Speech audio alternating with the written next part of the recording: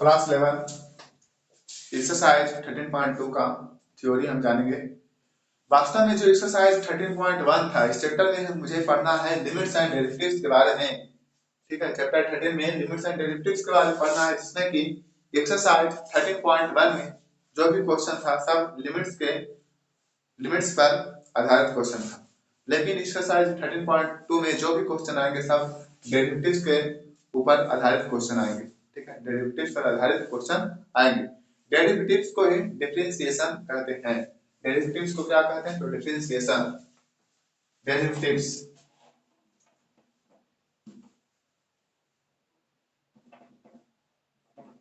Derivatives derivatives को क्या कहते हैं? डिफरेंशिएशन।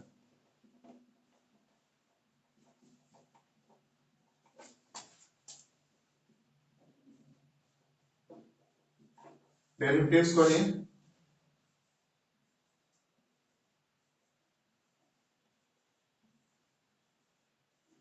डिफरेंशिएशन कहते हैं। एक्सरसाइज 13.1 में सारा क्वेश्चन लिमिट्स के ऊपर आधारित था। एक्सरसाइज 13.2 में जो भी क्वेश्चन है सब डेरिवेटिव्स के ऊपर आधारित क्वेश्चन है। डेरिवेटिव्स को ही डिफरेंशिएशन कहते हैं। डिफरेंशिएशन। तो वास्तव में डेरिवेटिव्स क्या होता है? डेरिवेटिव्स होता है slope of A tangent. Slope of A tangent. Derivatives वास्तव में किसे कहते हैं?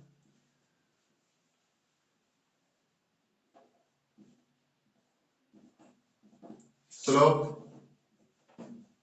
Of A tangent. Slope of A tangent को क्या कहते हैं? डेरिवेटिव्स कहते हैं। स्लोप ऑफ ए टेंजेंट को डेरिवेटिव्स कहते हैं।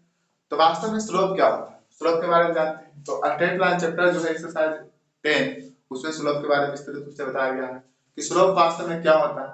स्लोप जो होता है, जो इंक्लाइन होता है, जिसे मान लेते हैं ऐसा कि एक्स एक्सिस है, एक्स एक्सिस, और ये X dash axis, Y axis, और ये वाई डैश एक्सिस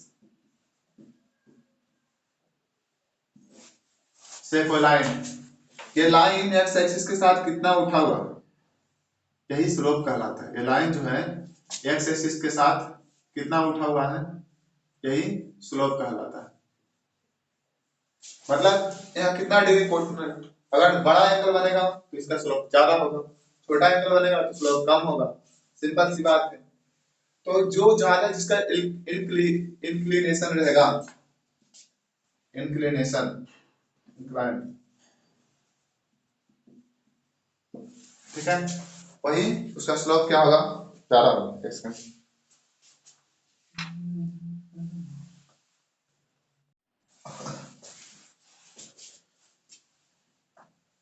क्लास 11 का चैप्टर नंबर 13, इसमें हम लोग आज एक्सरसाइज 13.2 का थ्योरी को जानेंगे। एक्सरसाइज 13.1 में हम लोग को जो भी पढ़ना था सब लिमिट्स के बारे में पढ़ना था।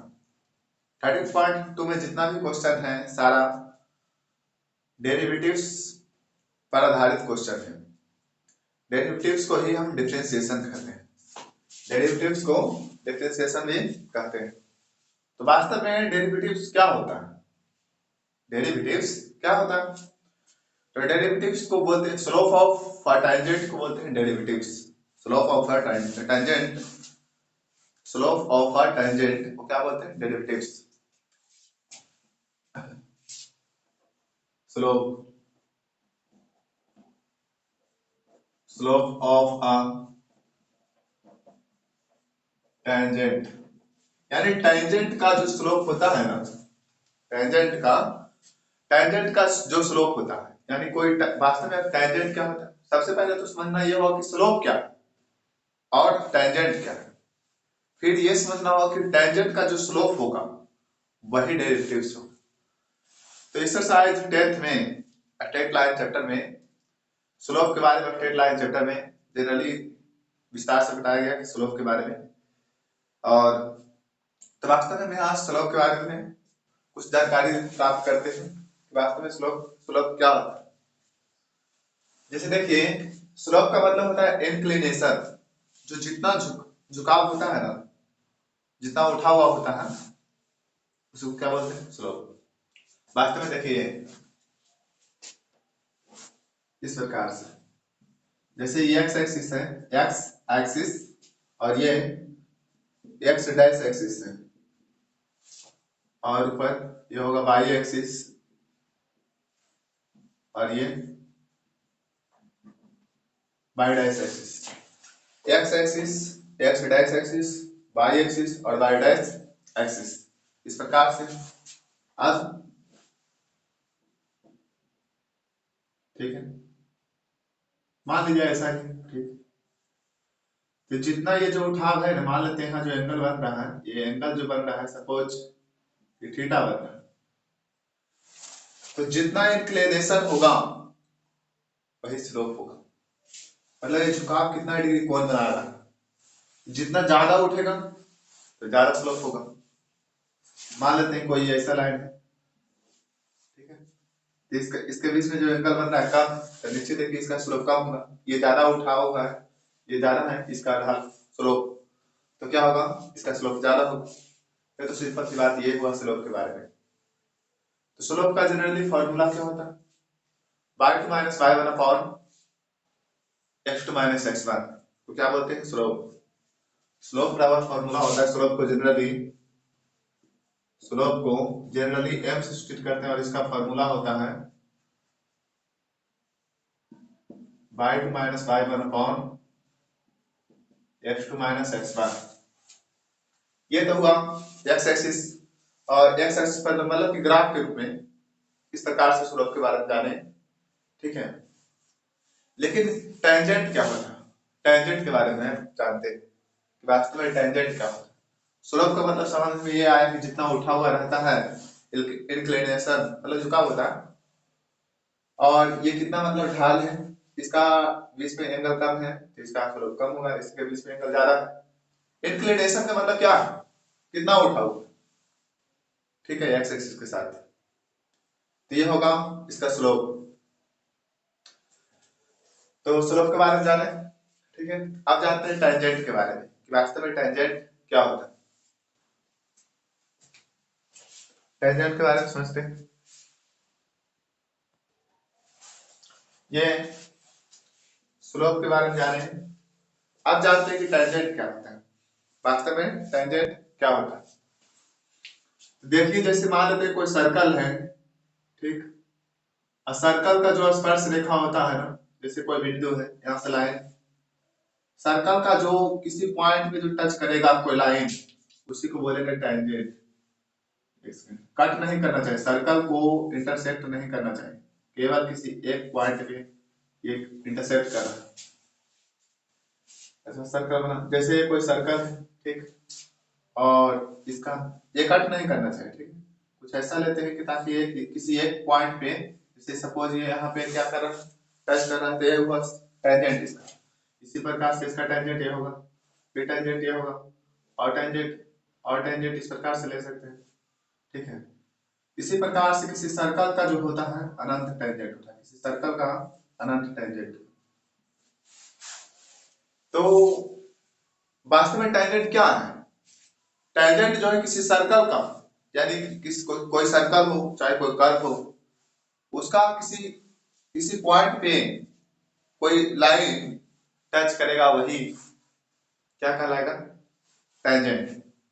सपोज ये तो सर्कल की बात की है, ठीक है। अब मान लेते हैं कि जैसे कोई ये कर्व है, ठीक, ऐसा समझने का प्रयास करते हैं कि जैसे ये कोई कर्व है और इसका टेंजेंट ये है, इस पॉइंट पे टच किया।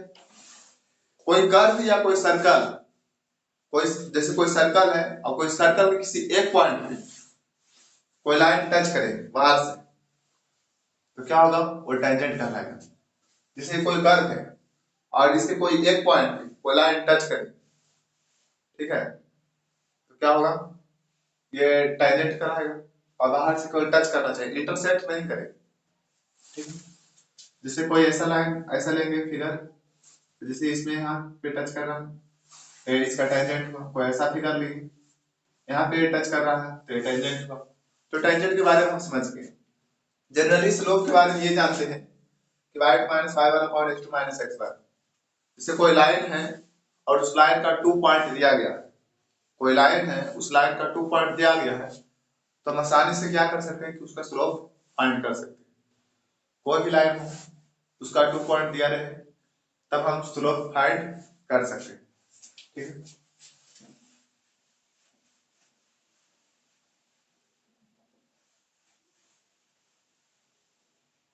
एग्जाम्पल 4 के लिए ऐसा समझने का प्रयास करते हैं कि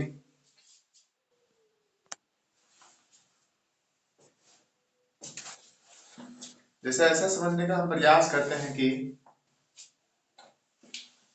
जैसे कोई, अभी हम बता रहे हैं क्या, स्लोप को फाइंड करने के लिए 2 पॉइंट को होना जरूरी है, लेकिन मान के चलते हैं कि कोई कर्व है, जैसे ऐसा कोई कर्व है, ये कोई क्या क्या है, कर्व है, थोड़ा कुछ अच्छा बना लें तो ज्यादा बेटर होगा, ज्यादा बेटर। मान लेते हैं कोई कर्व है, ठीक है, और इस कर्व का इस पॉइंट पे कोई लाइन इसको टच किया, ठीक है। अब हम कहेंगे कि इसका स्लोप क्या होगा, तो मुझे पता है कि स्लोप को फाइंड करने के लिए 2 पॉइंट्स का होना जरूरी है। स्लोप फाइंड करने के लिए कम से कम 2 पॉइंट्स का होना जरूरी है, तभी जाकर के हम स्लोप को निकाल सकते हैं। लेकिन इसमें तो केवल एक ही पॉइंट है, इस लाइन पे ही टच किया, इस पॉइंट पे ही टच किया, तब तो इसका स्लोप निकालना मुश्किल हो जाएगा। ऐसा समझने का प्रयास करते हैं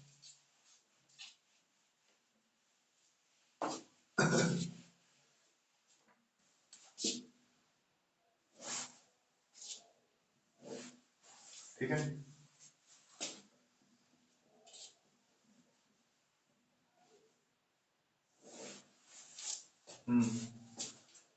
एक्स एक्सिस, एक्स एक्सिस इधर होगा, एक्स डैश एक्सिस,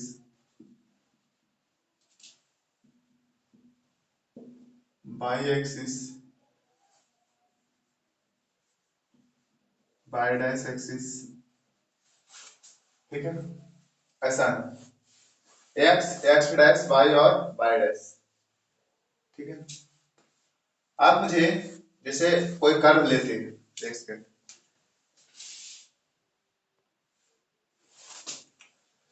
इस प्रकार से कोई कर्व लिए, ठीक है, और ऐसा समझने, मान लेते हैं कि यहाँ से जो यहाँ तक का डिस्टेंस है,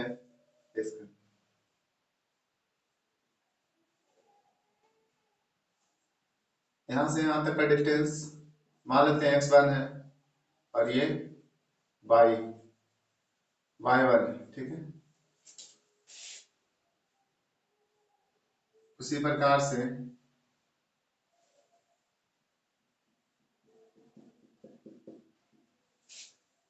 ठीक है,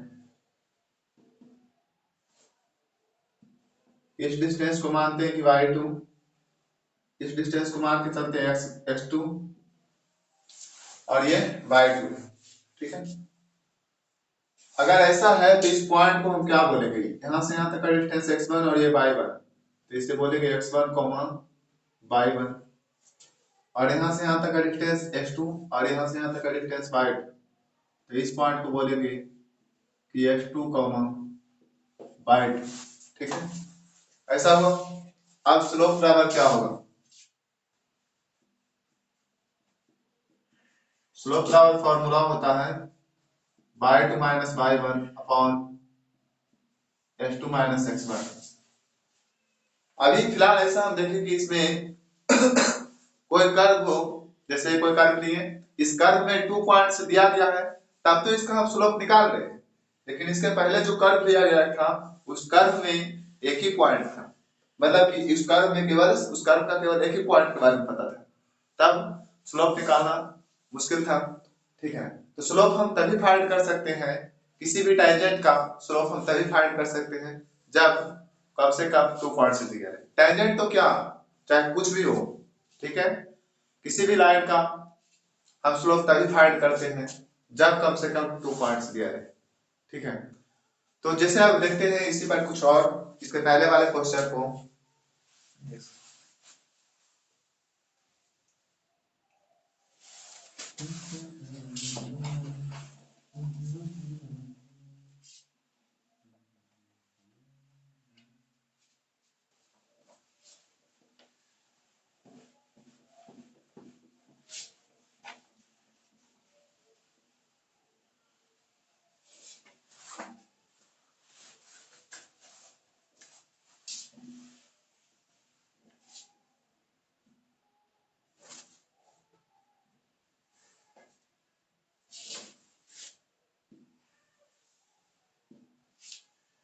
इसको बोलेंगे एक्स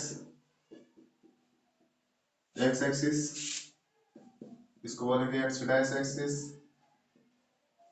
इसे बोलेंगे वाई एक्सिस और इसे बोलेंगे वाई डैश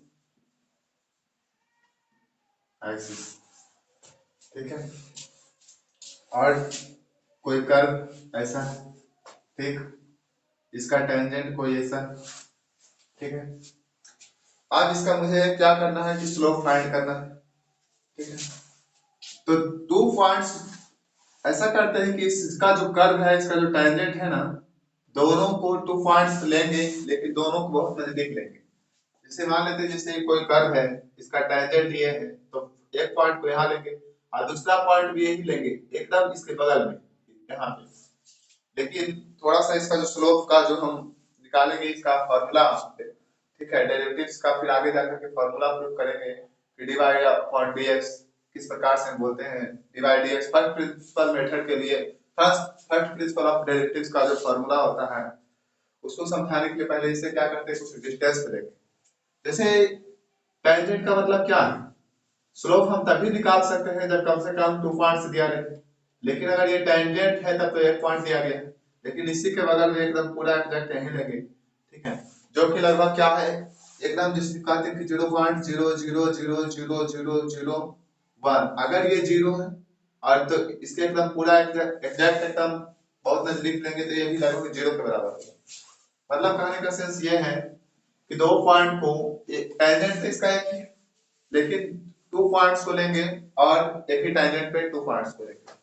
ठीक है, जहां पे कट किया, जैसे मान लेते हैं क्या, एक सेकंड,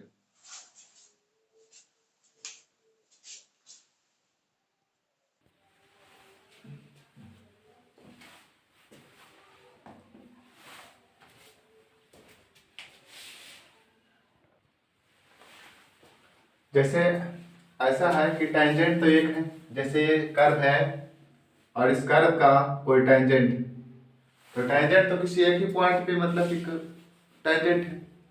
लेकिन ऐसा समझने का प्रयास करते हैं इसको नजदीक एकदम नहीं है, लेकिन इसे समझाने के लिए हम क्या किए, कुछ डिस्टेंस पे दिए हैं, वर्ड में विस्तार पूर्वक समझाने के लिए कुछ डिस्टेंस पे दिए हैं। ये जो पॉइंट है इसके एकदम पूरा एग्जैक्ट नजदीक है, जैसे एक पॉइंट यहाँ तो सेकंड पॉइंट यहाँ रहेगा। ठीक है, दोनों एकदम पूरा नजदीक।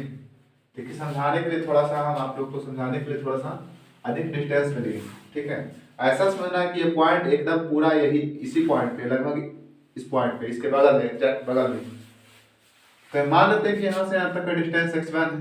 ठीक है, और यहाँ से यहाँ तक का डिस्टेंस क्या है, y1। तब इस पॉइंट को क्या बोलेंगे, इस पॉइंट को बोलेंगे कि x1, y1। ठीक है, और ऐसा समझने का प्रयास करते हैं कि यहाँ से यहाँ तक का जो डिस्टेंस है x2 है और यहाँ से यहाँ तक का जो डिस्टेंस है वह y2 है। तो इस पॉइंट का क्या बोलेंगे, इस पॉइंट को कहेंगे x2, y2। ठीक है, ये पॉइंट फिर क्या होगा, अगर यहाँ से यहाँ तक का डिस्टेंस x2 है और ये y2 है तो ये पॉइंट क्या होगा, x2, y2। ठीक है, अब यहाँ से लिखेंगे कि slope of a tangent, slope of a tangent equal क्या होगा, y2 minus y1 upon x2 minus x1। ये स्लोप हम किसका निकाले हैं, स्लोप तो टेंजेंट का स्लोप निकाले हैं। टेंजेंट के लिए x by 2 minus y one upon x2 minus x1 यहाँ से निकाले, ठीक है। अब क्या करते हैं, अब क्या करते हैं, फर्स्ट प्रिंसिपल ऑफ डेरिवेटिव्स को फाइंड करते हैं। ये जो वास्तव में यहाँ से यहाँ तक का जो डिस्टेंस है ना, वो x2 माइनस x1, जैसे ये पूरा x1 और यहाँ से यहाँ तक का डिस्टेंस कितना x2। तो अब ऐसा करते हैं कि ये डिस्टेंस क्या होगा, ये डिस्टेंस होगा x2 minus x1। x2 minus x1 जो है, ये जो पॉइंट है, ये पॉइंट और ये पॉइंट एकदम एग्जैक्ट नजदीक है। सपोज यहाँ से यहाँ तक पॉइंट अगर 2 है तो ये 3 नहीं होगा, ये 2.0000001 होगा, लगभग इसी पॉइंट पे। लेकिन ऐसा समझने के लिए हम क्या करते हैं कि कुछ डिस्टेंस पे ले लेते हैं, ठीक है। तो वास्तव में x2 माइनस x1 घटाएंगे तो ये बनेगा dx यानी कि लगभग 0 के एग्जैक्ट है, ठीक है, इसी पॉइंट के लगभग, जैसे 0.0000001, ठीक है, इस प्रकार से, यानी कि लगभग 0 के नजदीक है। अगर मान लेते यहाँ से यहाँ तक का पॉइंट 2 है तो ये पॉइंट कितना होगा 2.00002 या 1, ठीक है, लगभग क्या है 2 का इक्वल है। तो ऐसा समझने की प्रयास करते हैं कि इन दोनों का जो डिस्टेंस होगा वो dx होगा, क्या होगा dx, यानी बहुत कम डिस्टेंस। उसी प्रकार से ये जो यहाँ का डिस्टेंस होगा उसको मान के चलेंगे dy। तो जहाँ पे y2 माइनस y1 है, जहाँ पे y2 माइनस y1 है उसके जगह पर लिखेंगे dy, और जहाँ पे x2 माइनस x1 है वहां पे लिखेंगे dx, dy अपॉन dx। ये हुआ स्लोप ऑफ द टेंजेंट। यहाँ से लिखेंगे कि slope of a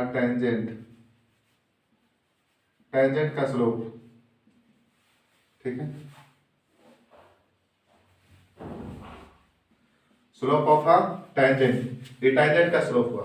dy upon dx जो होता है ना, इसको पढ़ने का तरीका ये है, इसको पढ़ते हैं डेरिवेटिव्स ऑफ y। इसे एडिट करने का तरीका होता है कि derivatives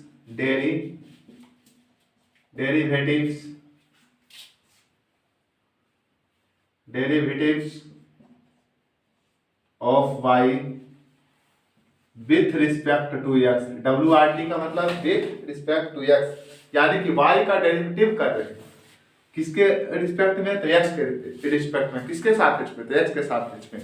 derivatives of y with respect to x, यानी इसी को ऐसे भी बोल सकते हैं, डेरिवेटिव्स को ही हम डिफरेंशिएशन कहते हैं। तो इसे ऐसा लिख सकते हैं कि differentiation of y with respect to x, derivatives को ही डिफरेंशिएशन कहते हैं। अब यहाँ से हम ये समझेंगे कि dy अपॉन dx को तो ऐसा पढ़ते हैं derivatives of y with respect to x, या differentiation of y with respect to x, या dy अपॉन dx को y डैश भी पढ़ सकते हैं। किसका, y डैश, ठीक है।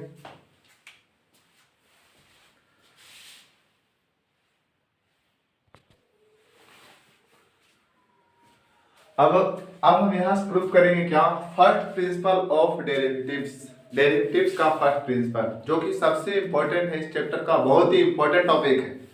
इसी के माध्यम से हम सारा फार्मूला को प्रूफ करेंगे कि dy dx x to the power n equal n into x to the power n minus 1, फिर dy dx sin x का डिफरेंशिएशन cos x का डिफरेंशिएशन माइनस sin x, ये सब सारा हम यहाँ से प्रूफ करेंगे। लेकिन सबसे पहले हम ये जानेंगे कि फर्स्ट प्रिंसिपल ऑफ डेरिवेटिव्स किस प्रकार से हम निकालते हैं, इसे प्रूफ करते हैं। First principle of derivatives, first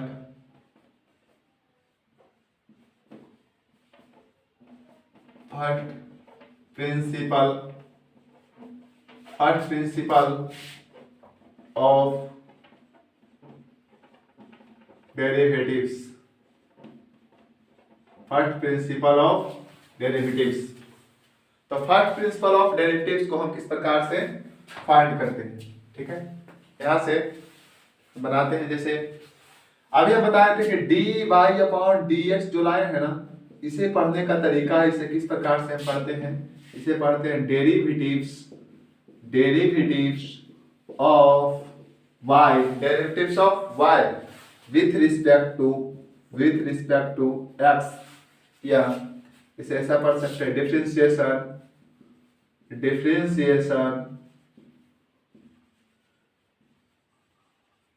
differentiation of y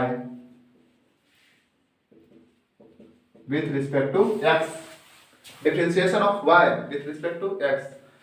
तो dy अपॉन dx को हम y डैश लिखते हैं। अगर dA अपॉन dx रहे, dA अपॉन dx रहे तो इसको लिखेंगे a dash, dA upon dx रहे तो इसे लिखेंगे a dash,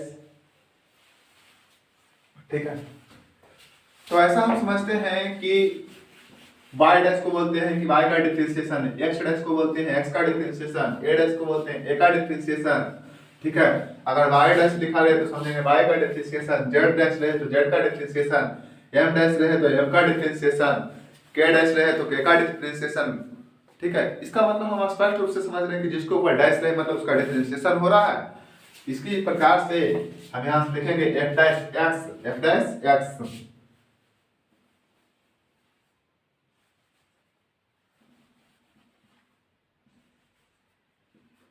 f dash x, f dash x का क्या होगा डिफरेंशिएशन, f डैश x का फॉर्मूला होता है कि limit x tends to limit h tends to 0, limit h tends to 0, h tends to 0, f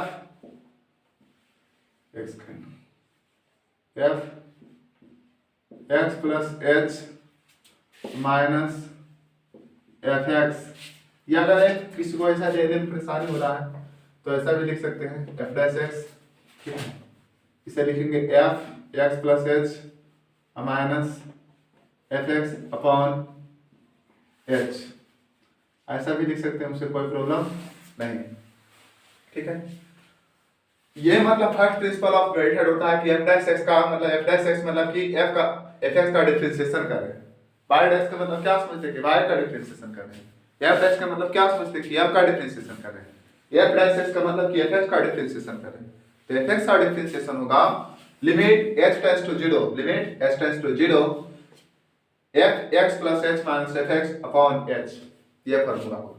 तो इसे हम प्रूव करना चाहते हैं, प्रूव करते हैं, ठीक है, प्रूव करते हैं, ठीक है।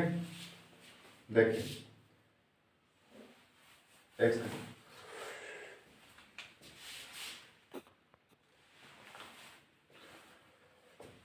हाँ, जैसे ऐसा हम किए क्या कि एक ही टेंजेंट का जिस प्रकार से हम 2 पॉइंट को लिए हैं, ठीक है, ये पॉइंट जो है ना बहुत नजदीक है, लेकिन इसे दूरी इसलिए लिया गया है क्या ताकि ये फॉर्मूला को डेरिवेशन किया जाए।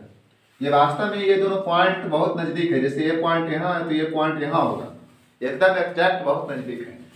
एक पॉइंट यहाँ है तो दूसरा पॉइंट यहाँ है, मतलब दोनों लाइन एकदम इस प्रकार से बनेंगे, दोनों के बीच का डिस्टेंस एक पॉइंट यहाँ तो सेकंड पॉइंट यहाँ, दोनों लाइन एकदम इस प्रकार से बनेंगे, ठीक है। लेकिन इस फार्मूला को प्रूव करने के लिए हम ऐसा मान के चलते हैं कि कुछ डिस्टेंस पे, ठीक है, वास्तव में दोनों पॉइंट बहुत नजदीक है। सपोज यहाँ से यहाँ तक का डिस्टेंस क्या है, x1 और ये डिस्टेंस fx है, तो इस पॉइंट को क्या बोलेंगे, इस पॉइंट को बोलेंगे, पहले लिखेंगे x के बारे में कि x f, ठीक है। इस यहाँ से यहाँ तक का डिस्टेंस मूल बिंदु O है, यहाँ से यहाँ तक का डिस्टेंस कितना है x, और मान लेते हैं कि ये डिस्टेंस h है, तो बनेगा x प्लस h, ठीक है। और यहाँ से यहाँ तक का डिस्टेंस क्या होगा, यहाँ से लेकर के यहाँ तक का डिस्टेंस, तो यहाँ से यहाँ तक तो fx हो गया, f x, और समझ लेते हैं कि ये पॉइंट यहाँ से यहाँ तक का डिस्टेंस कितना है h है, तो बनेगा f x प्लस h। ऐसा मान के चलते हैं कि इन दोनों के बीच का जो डिस्टेंस है ना वो h है, ऐसा मान के चलते हैं कि h, और ये भी कितना है h है, ठीक है। तो इस पॉइंट के बारे में क्या बोलेंगे, इस पॉइंट में x का मान कितना है x प्लस h, x का मान आया, इस पॉइंट में x का मान कितना है तो x प्लस h और कॉमा x एक्सिस का बारे में, y एक्सिस कितना है इसका है f x प्लस h, लिखेंगे f x plus h, f x plus h, x plus h comma f x plus h, इस पॉइंट के बारे में बात की। जैसे कैसे कहते हैं, अगर यहाँ x2 और ये y2, तो इस पॉइंट को बोलेंगे x2 y2, तो x2 के जगह पर वास्तव में x प्लस h है, और ये अगर y2 होता तो y2 के जगह पर f x प्लस h है, तो ऐसे मान के चलते हैं। अब हम जानते हैं क्या कि स्लोप बराबर फॉर्मूला होता है स्लोप ऑफ टेंजेंट, या ऐसे लिखेंगे slope equal y2 minus y1 upon x2 minus x1। तो y2 के जगह पर क्या होगा y2, यानी कि ये x1 y1 x2 y2 कौन होगा, तो y2 के जगह पर लिखेंगे f x प्लस h। ऐसा समझते हैं कि ये x1 है और ये y1 है और ये x2 है और ये y2 है, ठीक है। तो y2 के जगह पर आएगा f x plus h minus y1 के जगह पर क्या आएगा, इसको ऐसा मान के चलते हैं कि x1 y1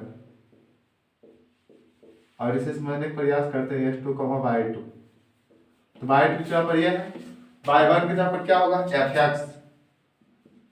fx upon y2 के जगह पर x2 के जगह पर कितना होगा, x2 के जगह पर लिखेंगे x plus h minus x1 के जगह पर क्या होगा x, तो प्लस x माइनस x क्या होगा, कट जाएगा ना। आप क्या करते हैं कि एक स्टेप और बढ़ाते हैं, ऊपर वाला स्टेप मिटा के ही देते हैं, ठीक है। तो वास्तव में ऊपर वाला तो स्टेप आ ही गया है। हम fx का डिफरेंशिएशन कर रहे थे, किसका डिफरेंशिएशन कर रहे थे, तो fx का डिफरेंशिएशन कर रहे थे। यहां से आएगा f x plus h minus fx upon h, ठीक है। और ये जो h है ना, यहां लिखेंगे f डैश x इक्वल ये जो h है ना वो लगभग 0 के बराबर है, जिसे 0.000001। ये तो इस फॉर्मूला को डेरिवेशन करने के लिए, प्रूव करने के लिए हम ऐसा मान के चलते हैं दोनों का डिस्टेंस कुछ इस प्रकार से, लेकिन वास्तव में लगभग 0 के बराबर है। इसलिए यहां लिखते हैं कि limit h tends to 0 f dash x का ये फॉर्मूला है। इसी को बोलते हैं फर्स्ट प्रिंसिपल ऑफ डेरिवेटिव्स, यानी डिफरेंशिएशन का फर्स्ट प्रिंसिपल, ठीक है। फर्स्ट प्रिंसिपल ऑफ डेरिवेटिव्स या फर्स्ट प्रिंसिपल ऑफ डिफरेंशिएशन दोनों बात एक ही। तो इस प्रकार से इस फार्मूला को प्रूव करके कि limit h tends to 0 f dash x बराबर फार्मूला होगा लिमिट h टेंड्स टू 0, ठीक है, f x plus h minus fx upon h, ठीक है। अब नेक्स्ट हम क्वेश्चन का सॉल्यूशन करते हैं। Derivative of different function fx। ऐसा करते हैं कि फर्स्ट प्रिंसिपल ऑफ डेरिवेटिव्स के माध्यम से एग्जांपल में जो कुछ क्वेश्चन का सॉल्यूशन कर लेते हैं तो ज्यादा बेस्ट होगा।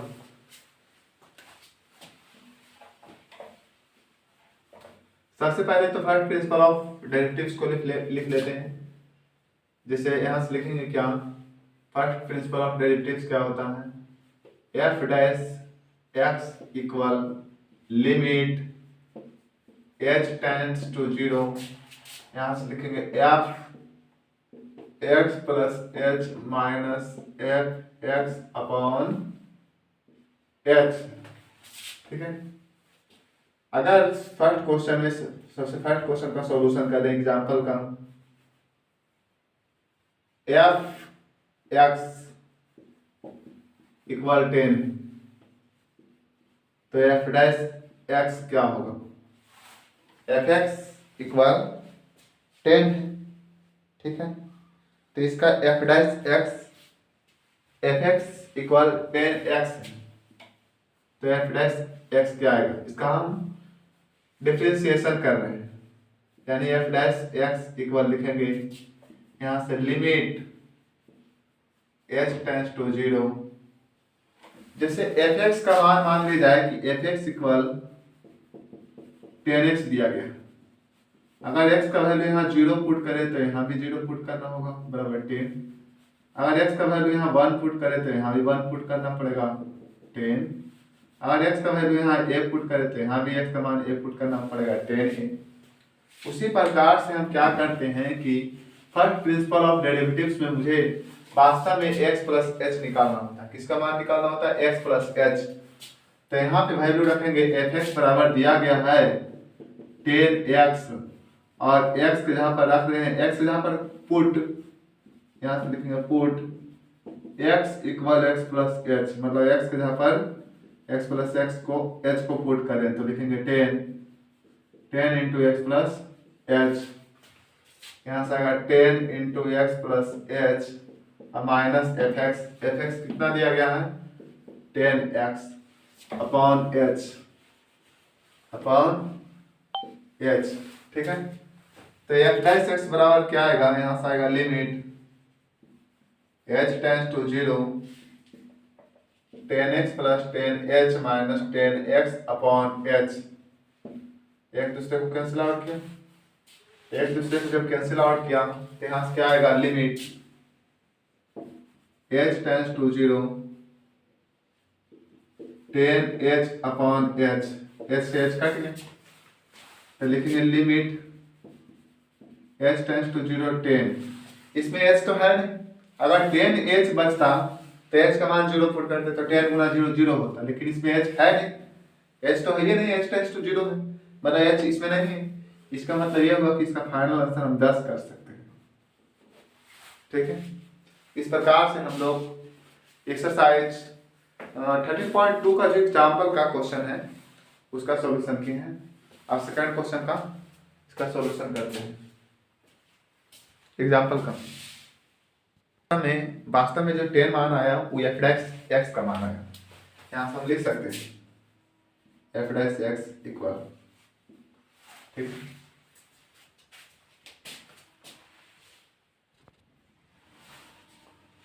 आप देखते हैं कि जैसे इसका सेकेंड क्वेश्चन को देखते हैं कि यदि एफ एक्स, अगर यदि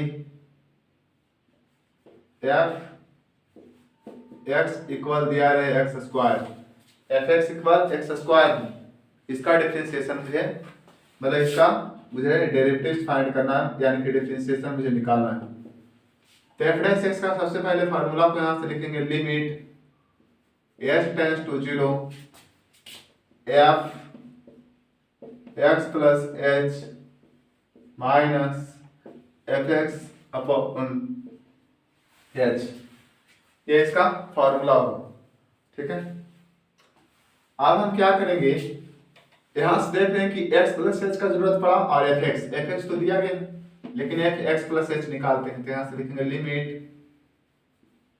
h टेंस टू 0, अगर एफ एक्स का वैल्यू दिया गया है F x equal x square, अगर x के जहां पर 1 को पुट करें तो यहां से आएगा 1 का स्क्वायर इक्वल 1, अगर 1 के x के जहां पर x प्लस एच को पुट करें तो यहां से आएगा x प्लस एच का होल स्क्वायर, तो वही पुट करेंगे तो यहां से क्या लिखेंगे x प्लस एच का whole square minus x square, f x का वैल्यू कितना आया एक्स स्क्वायर और एफ एक्स प्लस एच का वैल्यू कितना आया एक्स प्लस एच का स्क्वायर, ठीक है, अपॉन एच।